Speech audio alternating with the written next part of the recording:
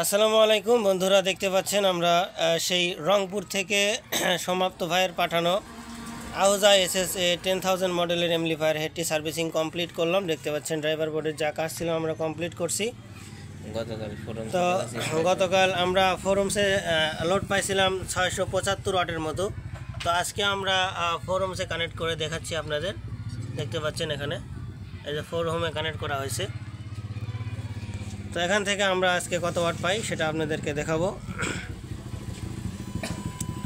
বন্ধুরা দেখতে পাচ্ছেন 1210, 810 এরকম 1200 প্লাস লোড পাওয়া যাচ্ছে এবং 73 ভোল্টেজ আউটপুট পাওয়া যাচ্ছে। অ্যাম্পিয়ার টানতেছে হচ্ছে 16.1।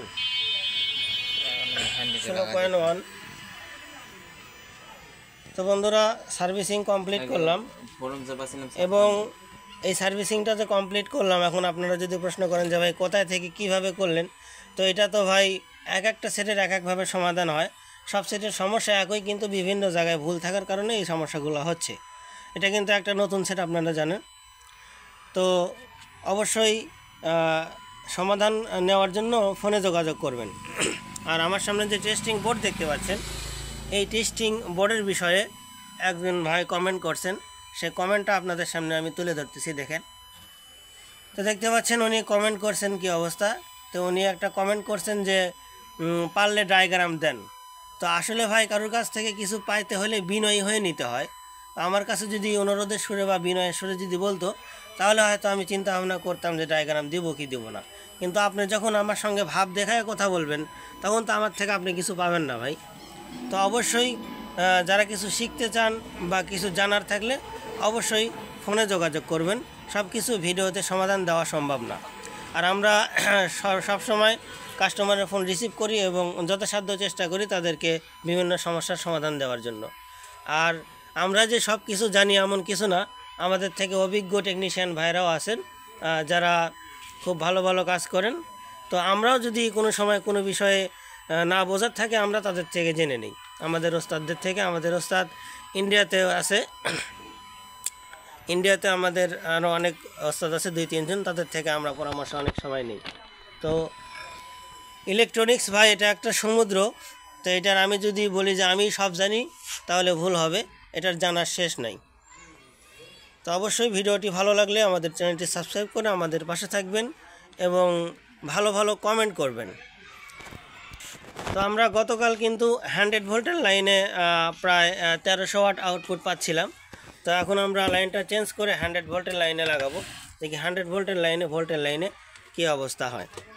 আর যে ভাইটি সেট পাঠিয়েছেন, তো ভাইটির অনুরোধ ছিল যে ভাই আমি তো বক্স বাজাই না, আমি শুধু মাইক বাজাই, মাইকটা যেন ভালো বাজে। তো আসলে ভাই এটা দিয়া মূলত মাইক চালানোর জন্যই সেটটা তৈরি করা। তো এখানে 4 হোমে যদি লোডটা ঠিকঠাক না আসে, সেক্ষেত্রে কিন্তু আপনি 100 ভোল্টের লাইনে লোড ঠিকঠাক পাবেন না। সেজন্য আমাদের 4 হোমের লাইনটা অবশ্যই ঠিক করতেই হবে। তো আমরা হেডটি ঠিক করে দিচ্ছি গ্যারান্টি সহকারে। ইনশাল্লাহ আমরা যে সমস্যার সমাধান করে দিচ্ছি, যে আপনি হিট হওয়ার পরে সাউন্ডটা খারাপ হয়ে যায়, নাকা হয় এবং প্রেশার একদমই থাকে না।